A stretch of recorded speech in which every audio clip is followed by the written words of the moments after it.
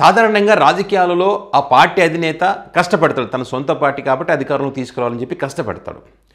So ఆ అధినేతతో పాటు పార్టీలో ఉన్నటువంటి లీడర్లు కూడా నిజాయితీగా కష్టపడితే, కష్టకాలంలో తోడుగా ఉంటే ఆ పార్టీ మళ్ళీ అధికారంలోకి రావడానికి, ఒకవేళ ఓడిపోయి ఉంటే మళ్ళీ అధికారంలోకి రావడానికి అవకాశం ఉంటుంది. అలాంటి లీడర్లు ఉండడం ఆ పార్టీ యొక్క అదృష్టం అని చెప్పాలి. కొంతమంది పార్టీలు మారిపోతూ ఉంటారు.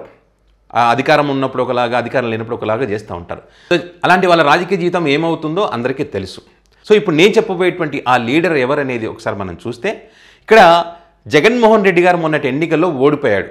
అది కూడా ఊహించినటువంటి ఓటమి, అది అందరికీ తెలుసు. సో ఎందుకు ఓడిపోయారు, ఏంటి, వాళ్ళు ఎలా గెలిచారనే విషయం పక్కన పెడితే, ఈ ఓడిపోయిన తర్వాత ఎన్నికలకు ముందు కొంతమంది దొంగలు ఉన్నారు వైసీపీలో. ఎన్నికల తర్వాత కూడా కొంతమంది దొంగలు బయటపడ్డారు. ఎన్నికల ముందు పార్టీలు మారి వేరే దాంట్లో టికెట్లు తెచ్చుకొని పోటీ చేసిన వాళ్ళు ఉన్నారు. అంటే అప్పటి వరకు మంత్రి పదవులు అనుభవించి, రాజభోగాలు అనుభవించి అన్ని రకాల సౌకర్యాలు పొంది ఆ తర్వాత జగన్మోహన్ రెడ్డి వదిలేసిపోయిన వాళ్ళు ఉన్నారు. ఎన్నికలకు ముందు కొంతమంది దొంగలు ఏం చేశారంటే, వైసీపీలో కొంతమంది దొంగ లీడర్లు పార్టీ మారాలనుకున్న వాళ్ళు మారకుండా, అమ్మో ఏమో వైసీపీ మళ్ళీ అధికారంలోకి వస్తుందేమో, అనవసరంగా ఎందుకు పోవడం, ఎలక్షన్ అయిన తర్వాత చూసుకుందాంలే అని చెప్పి ఎలక్షన్లు అయిన తర్వాత మరి ఆ రిజల్ట్ ఫలితాల తర్వాత చాలామంది పార్టీ మారారు. ఈ పార్టీ మారిన వాళ్ళలో చాలామంది సరే మారుతుండొచ్చు, కానీ జగన్మోహన్ రెడ్డి ఎక్కువగా నమ్ముకున్నటువంటి వాళ్ళు పార్టీ మారారు చూసారా, దానికి సంబంధించి ప్రజల్లోనే చర్చ జరిగింది. ఏంది జగన్మోహన్ రెడ్డిని వీళ్ళు మోసం చేయడం ఏంటి, వీళ్ళు ఎప్పటికీ జగన్తో పాటే ఉంటారని కదా చర్చ, వీళ్ళు కూడా వెళ్ళిపోవడమా అనే ఆశ్చర్యానికి గురి చేస్తారు. ఎందుకంటే ఆ లీడర్లను జగన్మోహన్ రెడ్డి అంత నమ్ముకున్నాడు, అన్ని బాధ్యతలు వాళ్ళకి ఇచ్చారు, అంత స్వేచ్ఛను వాళ్ళు ఇచ్చారు. తెలుసు ఆ లీడర్లు ఎవరెవరు. విజయసాయిరెడ్డి ఉన్నాడు, మళ్ళీ తిరిగి వస్తారంటున్నారు కానీ ఏమొస్తాడేమో మనకైతే తెలియదు. సో విజయసాయిరెడ్డి కూడా ఆశ్చర్యానికి గురి చేసినటువంటి ఆయన పార్టీ మారడం అనేటువంటి ఆశ్చర్యానికి గురి చేసింది. అదేవిధంగా మోపిదేవి వెంకటరమణ గారికి జగన్మోహన్ రెడ్డి గారు ఎంత చేశారో అందరికీ తెలుసు. అన్ని రకాలుగా ఆయన సహకరించిన పరిస్థితి మోపిదేవి వెంకటరమణకి. అదేవిధంగా బాలినేని శ్రీనివాస్ రెడ్డి, ఇంకా ఈయన బంధువు, ఈయన ఎన్నిసార్లు అడిగినా కూడా దగ్గరికి పిలిచి ఆయన సమస్యలు పరిష్కారం చేయడం కూడా మనం చూసాం. అలాంటి వ్యక్తి కూడా పార్టీ మారి ఈరోజు జనసేన పార్టీలో చేరారు. ఇక్కడ వీళ్ళందరూ ఒక బాలినేని అందరు పార్టీ మారాలనా అని ఇంకా చాలామంది ఉన్నారు కదా, ఎవరు ఉదయభాను, వీళ్ళందరూ కూడా పార్టీ మారిన వాళ్ళ పరిస్థితి ఏంది, జగన్మోహన్ రెడ్డి గారు ఏదైతే చెప్పారో అదే జరుగుతూ ఉంది. ఇటు వైసీపీలోకి రాలేక, ఆ పార్టీలో ఉండలేక, ఆ అవమానాలు భరించలేక గీల కొట్టుకుంటున్నారు. అంతే, రాజకీయ జీవితం నాశనం అవుతుంది అని చెప్పి జగన్ చెప్పారు కదా. కష్టమైనా నష్టమైనా ఒకటే పార్టీని నమ్ముకోవాలంటే ఖచ్చితంగా దాని ఫలితం ఉంటుంది. సో మన కళ్ళ ముందు కనిపిస్తూ ఉన్నాయి కదా అన్నీ. సో ఆ రకంగా చెప్తూ వచ్చారు. సో ఈ రకంగా అందరూ మోసం చేస్తూ ఉంటే ఒకే ఒక్క లీడర్, ఆ వ్యక్తి పేరే పేర్ని నాని. ఈ పేర్ని నాని ఈ మధ్యకాలంలో కొన్ని ఇంటర్వ్యూలు చూసినప్పుడు నిజంగా నాకు ఖచ్చితంగా ఈ టాపిక్ చేయాలని అనిపించింది. ఎందుకంటే ఎలక్షన్ ఫలితాల తర్వాత ఇట్లా అందరూ పార్టీ మారిపోతే మరి అంత దగ్గర ఉన్న వాళ్ళు పోయారు. మరి పేర్ని నాని ఏంటి, కొడాలి నాని ఏంటి, వల్లభనేని వంశీ ఏంటి, ఇట్లా పెద్ద పేర్లు వచ్చాయి. ఎందుకు వచ్చాయంటే వాళ్ళ మీద కేసులు పెడతా ఉన్నారు, వాళ్ళని ఇబ్బందులు గురి చేస్తూ ఉన్నారు. దానికి కారణం ఏంటి, ఆ పార్టీ వీడి మా పార్టీలోకి రావాలి, అది వాళ్ళ ప్లాన్. అయినా కూడా తన మీద కేసు పెట్టినా, తన భార్య మీద కేసు పెట్టినా భయపడకుండా గట్టిగా నిలబడ్డ వ్యక్తి పేర్ని నాని. చెప్పాడు చాలా సందర్భాల్లో, నా కష్టం పగవాడు కూడా రాకూడదు, కానీ నాకు వస్తుంది, నాకంటూ ఒక రోజు వస్తుంది. ఈరోజు మీ రోజు నడుస్తుంది, మీ టైం నడుస్తుంది, నాకంటూ ఒక రోజు వస్తుంది. ఖచ్చితంగా ఆ రోజు వచ్చినప్పుడు దీనికి ఖచ్చితంగా చర్యకు ప్రతిచర్య ఉంటుంది. ఇప్పుడు ఏ రకంగా ఇబ్బంది పెట్టారో వాళ్ళు కూడా అదే రకంగా ఇబ్బంది పడే రోజు ఒక రోజు వస్తుంది. కర్మ రిటర్న్స్ అంటారు కదా, ఆ రకంగా అనమాట. ఎవరిని వదిలిపెట్టేది, కర్మ దూల తీర్చేస్తుంది, అది ఎవరైనా సరే. ఆ రకంగా కామెంట్ చేశారు. నేను అవతల వ్యక్తికి అవకాశం అంటే తప్పు చెయ్యను అని, ఆ తప్పు చేయను అవకాశం ఇయ్యను అని నిలబడ్డాడు చూశారు. తప్పు చేయను అవకాశం ఇయ్యనంటే అలాంటి నిజాయితీపరుడు పార్టీకి కావాలి. అండ్ ఇంకొకటి, కేసులు పెట్టి తన భార్య మీద కేసులు పెట్టి ఇబ్బందులు గురి చేసిన, టార్చర్ పెట్టిన, ఎన్ని రకాలుగా మరి బదనాం చేసిన, ఆ కుటుంబం గురించి మాట్లాడిన, ఆ కొడుకు పేర్నాని కొడుకు కిట్టు గురించి కూడా, ఆ పుట్టుక గురించి దారుణంగా మాట్లాడినా కూడా అన్ని భరించి నిలబడ్డాడు. అంటే అన్ని మానసికంగా ఇబ్బంది పెట్టి, ఆర్థికంగా కేసులు అన్ని రకాలు పెట్టినా కూడా కదలకుండా అదే పార్టీలోనే అట్లాగే ఉంటాడు.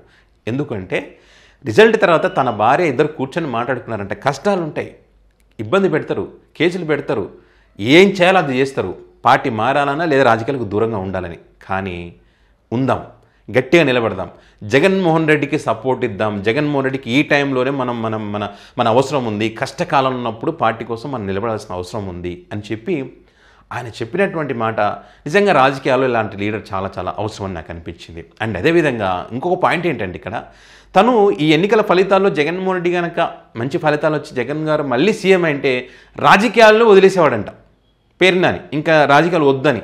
బహుశా అందుకే కావాలు పేరుని కిట్టుని రాజకీయాల్లోకి దింపడం, టికెట్ ఇప్పించుకోవాలని ప్రయత్నం ఇవన్నీ మనం చూసాం. సో వెళ్ళాడు, కానీ ఓడిపోయారు కదా. సో ఓడిపోయినప్పుడు మనం దూరం ఉంటే ఎట్లా, యాక్టివ్గా ఉండాలని చెప్పి ఇప్పుడు యాక్టివ్గా పేర్ని నాని గారు నిలబడ్డారు. అనేక అంశాలను కూడా చెప్పడం జరిగింది. కొడాలి నాని, వల్లభనేని వంశీ వీళ్ళ పరిస్థితి ఏంటి, వీళ్ళు ఇప్పుడు ఎన్టీఆర్ గారు కనుక పార్టీ పెడితే వస్తే వాళ్ళకి సపోర్ట్ చేస్తారంటే, కొడాలి నాని గారి గురించి జగన్ గారు అసెంబ్లీలో ఒక స్పీచ్ ఇచ్చారు, చాలామంది గుర్తుండే ఉంటుంది. నాకు దొరికిన అదృష్టం నా కొడాలి నాని అని చెప్పి, నాకు ఆత్మీయుడిగా ఒక తమ్ముడిగా చూస్తానని చెప్పి జగన్ గారు చెప్పారు. సో ఖచ్చితంగా కొడాలి నాని గారు కూడా జగన్ గారిని వదిలిపెట్టి పోరు అన్నది చాలా కుండ బదలు కొట్టినట్టు చెప్పారు. ఖచ్చితంగా నిలబడతారు, ఉంటారు అని. కొడాలి నాని సంబంధించి కూడా ఎన్నో కేసులు పెడతా ఉన్నారు, ఎన్నో రకాల ఇబ్బంది పెడతా ఉన్నారు, అయినా కూడా భయపడట్లేదు కొడాలి నాని. ఎప్పుడు ఎందుకంటే ఇక్కడ నిజాయితీగా ఉన్నవాడు ఎప్పుడు భయపడాడు. పెడితే పెట్టుకోండి, మీ అధికారం ఉంది కాబట్టి, రెడ్ బుక్ అంటున్నారు కాబట్టి నడిపిస్తారు.